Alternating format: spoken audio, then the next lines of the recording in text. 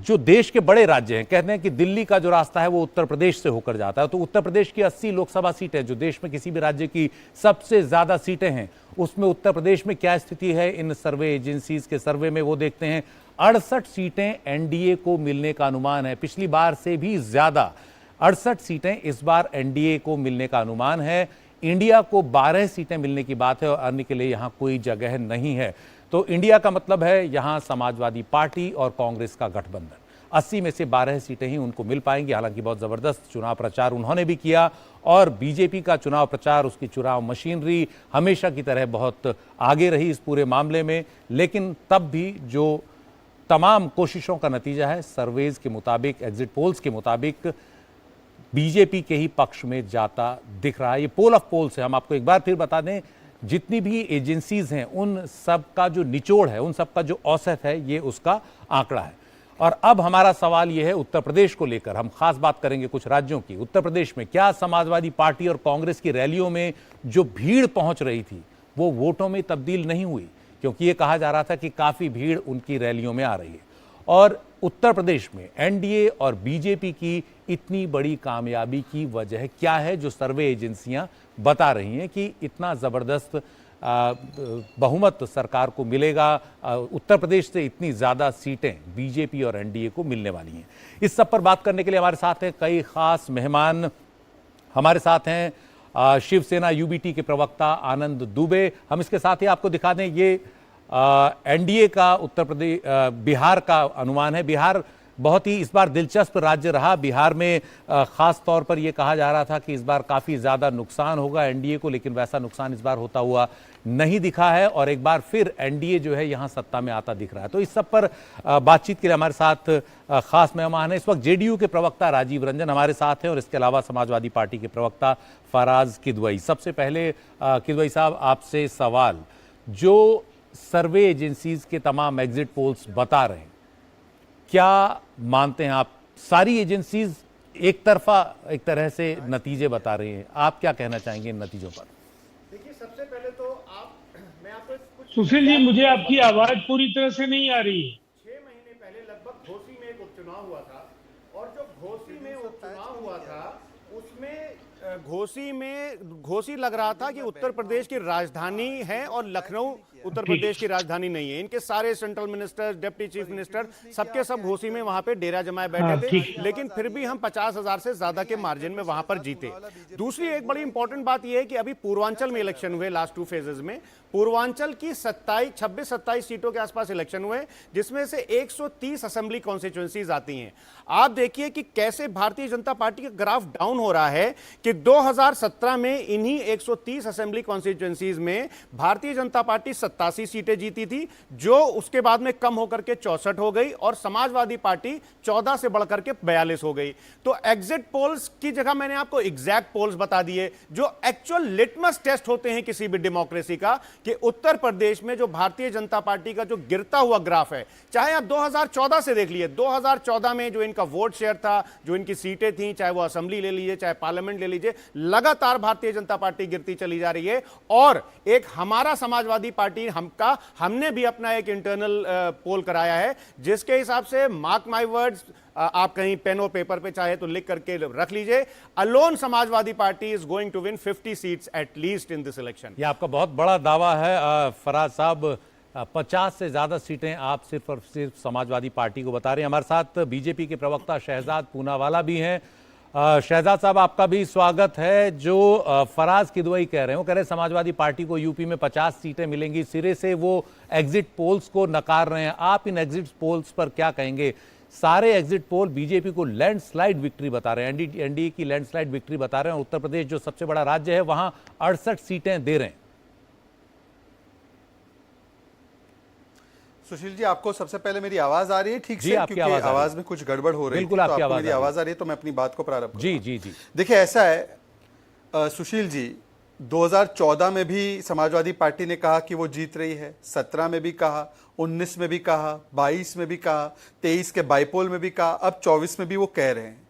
इनसे सिर्फ एक चीज पूछ लीजिए, अभी 3-4 महीने पहले जब राज्य के चुनाव हुए थे तो यही समाजवादी पार्टी और इंडिया अलायंस के नेता की जमात आती थी तो कहते थे मध्य प्रदेश, छत्तीसगढ़ हम लोग हार रहे हैं, और कांग्रेस पार्टी वहां पर जीतने वाली है। उसके बाद क्या हुआ हमने देखा है। मैं कह रहा हूं कि आज एग्जिट पोल को 1 मिनट के लिए साइड कर दीजिए। सुशील जी, आज एक एग्जैक्ट पोल भी आया है, अरुणाचल प्रदेश का आज एग्जैक्ट पोल आया है। अरुणाचल प्रदेश में भारतीय जनता पार्टी की सरकार दूसरी बार बनी है, और जो कांग्रेस पार्टी 10 साल पहले जिनकी सरकार थी वहां पर जीरो हो चुकी है, और जो नॉर्थ ईस्ट में इन्होंने पूरा प्रोपेगेंडा बनाया था, आज नॉर्थ ईस्ट मुक्त ऑलमोस्ट हो चुका है कांग्रेस पार्टी वहां से। अब मैं आता हूं राजनीतिक पिक्चर पर। एग्जिट पोल्स के आंकड़े जो एग्जैक्ट पोल्स में तब्दील होंगे 4 तारीख को, ये बात मैं भी स्वीकारता हूं, परंतु आप 2014 में सुशील जी हम कहते थे 272 पार होंगे, किसी ने हमें दिया था 272, तो हम 282 आए, तब भी 30-40 सीट कम देते थे। 2019 में हमने कहा 300 पार होंगे, किसी ने दिया था हमें 303, हमें 30-40 कम दी थी, हम 303 पर आए। अभी भी कुछ आंकड़े डायरेक्शन सही बता रहे हैं, परंतु मैं समझता हूं कि इसमें 30-40 और बढ़ने का स्कोप भारतीय जनता पार्टी के लिए। पर मैं इनसे एक सवाल पूछना चाहता हूं। अभी 2 दिन पहले 3 दिन पहले अखिलेश जी ने तो कहा था 79 आउट ऑफ 80 जीत रहे, अब फराज जी आकर कह रहे कि 50 जीत रहे। मतलब कि 2 दिनों में उन्होंने खुद ने अपने जो आला कमान है उसके आंकड़े में से 29 घटा दी है। तो मुझे लगता है कि ये नॉन सीरियस तरीके से नंबर्स देना 295, 110, 150, 180, इसका कोई तर्क नहीं बनता। आज एक सवाल सिर्फ ये पूछा जाना चाहिए कि डायरेक्शनली अगर सब कोई एक ही डायरेक्शन में बता रहा है, तो कहीं ना कहीं एक चीज स्पष्ट है कि 10 साल के बाद भी नरेंद्र मोदी जी की सरकार फिर से बनने वाली है। ये प्रो इनकम्बेंसी एंड डिलीवरी जो ग्राउंड पे हो रही है, इसको नकारा नहीं जा सकता। और उत्तर प्रदेश, उत्तराखंड, गुजरात, मध्य प्रदेश, आसाम, त्रिपुरा, हरियाणा, यहां पर भाजपा की सरकारें रिपीट होती जा रही है, और 2011 से कांग्रेस की किसी भी बड़े राज्य में सरकार रिपीट नहीं हुई है। तो मुझे लगता है कि जनता का मूड क्या है, अगर आप देखना नहीं चाहते तो शुतुरमुर्ग व्यवस्था में रह सकते हैं। तो शहजाद साहब, आपकी बात समझ में आ गई। फराज साहब, बहुत ज्यादा उम्मीद आपने लगाई हुई है, देखते हैं कि परसों क्या नतीजा आता है। बिहार की भी हम बात कर रहे हैं इसी सेगमेंट में। बिहार में जो एग्जिट पोल्स हैं, उन्होंने अगर उसका निचोड़ हम देखें, उसका औसत हम देखें एनडीटीवी पोल ऑफ पोल्स का, तो एनडीए को 33 सीटें मिल रही हैं, इंडिया गठबंधन को 6 और अन्य को 1 सीट मिल रही है। हमारे साथ जेडीयू के नेता हैं राजीव रंजन, प्रवक्ता हैं आप पार्टी के। आपको इतनी उम्मीद थी जितना एग्जिट पोल्स बता रहे हैं? ये कहा जा रहा था कि जेडीयू इस बार वो प्रदर्शन नहीं कर पाएगी, बीजेपी भले ही करे, और कहा जा रहा था कि नीतीश कुमार का जो है वो करिश्मा अब लगभग खत्म हो गया, अब बारी आरजेडी की है। इस तरह की बातें कही जा रही थी। तो एग्जिट पोल्स को आप कैसे देखते हैं? देखिए, ये सवाल बराबर तब तक उठते रहते हैं जब तक कि एग्जैक्ट पोल के नतीजे नहीं आए। और बिहार में निसंदेह आरजेडी और कांग्रेस लोगों को गुमराह करने के लिए अब तक जो भी बातें कहती रही, लेकिन अब उन्हें 48 घंटे के बाद जनादेश का सामना करना पड़ेगा। और ये 33 सीटें पोल ऑफ पोल्स पे दी है, लेकिन ये सच है कि जो भी एग्जिट पोल होते हैं वो एक दिशा का एहसास कराते हैं, लेकिन जब जीत का सिलसिला शुरू होता है तो ये 39 सीटें हमारी हैं। कुछ सर्वे की एजेंसीज ने हम लोगों को 39 सीट्स भी दिए, 38 सीट्स भी दिए। हमारा ये मानना है कि हम 40 सीटों पर चुनाव जीतेंगे, और उसकी वजह बिल्कुल साफ। देखिए, हम लोगों का जो वोट शेयर है, अगर पिछले लोकसभा चुनाव को अगर हम देखें तो 2019 में जो दल थे, आज वो दल तो है ही है, इनके साथ हम और उपेंद्र कुशवाहा जी की पार्टी भी आज के इस अलायंस में शामिल है, और ये 60% से ज्यादा का वोट शेयर हो जाता है।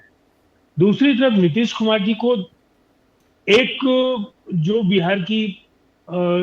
बिहार के चुनाव की जो जमीनी सच्चाई है कि जिस अलायंस की अगुवाई नीतीश कुमार जी करते हैं, उसको एक प्रचंड जनादेश पूर्व के चुनाव में भी मिलता रहा है, और करिश्मा कमजोर हुआ है जी। उनकी छवि को कहीं कोई नुकसान हुआ है, ये तो नतीजे बताएंगे। लेकिन मैं इतना कह सकता हूं कि इस अलायंस को ये गर्व है कि हमारे पास 2 परफॉर्मर्स हैं। एक जिन्होंने देश में 10 वर्षों में विकास की नई इबारत लिखी, पूरी दुनिया में उनकी जो प्रतिष्ठा है और भारत को जो एक उन्होंने सम्मान दिलाया। दूसरी तरफ नीतीश कुमार जी के 20 वर्षों का कार्यकाल, इन 20 वर्षों में चाहे वो आधारभूत संरचना हो या लोगों को बिजली हर घर तक पहुंचाने का संकल्प हो, पानी पहुंचाने का संकल्प हो, जिस तरह से वहां पंचायती व्यवस्था में आरक्षण से लेकर आज जातीय सर्वे 5 लाख जी नौकरियां। राजीव जी, आपकी बात मैं समझ गया। नीतीश कुमार सरकार ने जमकर काम किया, आपका ये कहना है, और उसका नतीजा ये है कि इतने वोट आपकी पार्टी को मिलेंगे, और आपकी उम्मीद इससे भी कहीं ज्यादा की है। 1-2 दिन की तो बात है, तो इसलिए सबको उम्मीद से रहना चाहिए कि हमको खूब वोट मिलेंगे। अच्छा है, इस खुशी में कम से कम 2 दिन तो अच्छे गुजरेंगे, उसके बाद देखना है कि 4 जून को क्या होता है। हमारे साथ 2 और हमारे खास मेहमान हैं। आनंद दुबे हैं, प्रवक्ता शिवसेना यूबीटी के।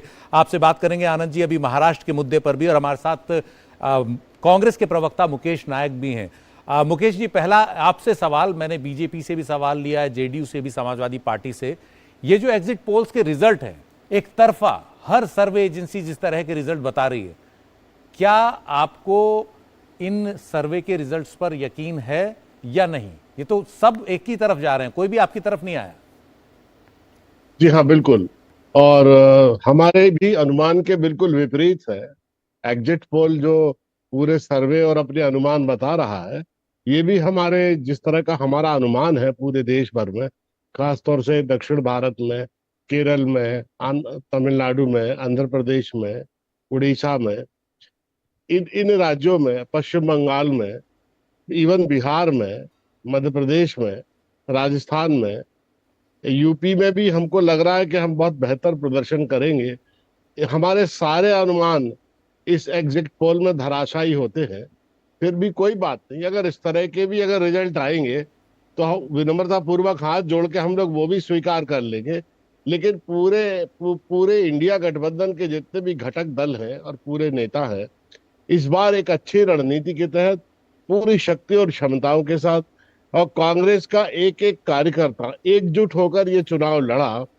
और अयोध्या में मंदिर के बाद जिस तरह का भाव राज्य पूरे देश में बना था, जिस तरह का वातावरण पूरे देश में बना था, ऐसा लगता था कि इस चुनाव में कुछ है ही नहीं, बिल्कुल एक तरफा वातावरण पूरे देश का बन गया है। लेकिन पहले और दूसरे चरण के मतदान के बाद जिस तरह से ये चुनाव अपना रूप बदलता हुआ दिखाई दिया, पूरा वातावरण बदलता हुआ दिखाई दिया, और वो जो सेफोलॉजिस्ट है, या जो सामाजिक सरोकार रखने वाले जो लोग हैं, या जो बड़े बड़े पत्रकार हैं, उन्होंने भी वहां जाकर उन स्थानों पर जाकर जनता से जो बात की, संपर्क किया, विमर्श किया, बातचीत की, उसके आधार पर भी जो एग्जिट पोल के ये अनुमान है उससे मेल नहीं खाते हैं। फिर भी देखिए, जो भी परिणाम आएंगे, एक दिन तो बचा ही है, हम सब लोग उसको स्वीकार करेंगे। बाकी ये हमारे अनुमान के विपरीत है एग्जिट पोल के जितने भी अनुमान तो आप एक तरह से इन एग्जिट पोल्स को नकारते हैं, अगर संक्षेप में कहें तो? 100%। जी बिल्कुल। कांग्रेस को बिल्कुल इन एग्जिट पोल्स पर यकीन नहीं है। पूरे इंडिया गठबंधन का कहना है कि जमीन पर जो उसका प्रदर्शन है वो कहीं बेहतर रहा है इन आंकड़ों से जो एग्जिट पोल्स ने दिखाए हैं।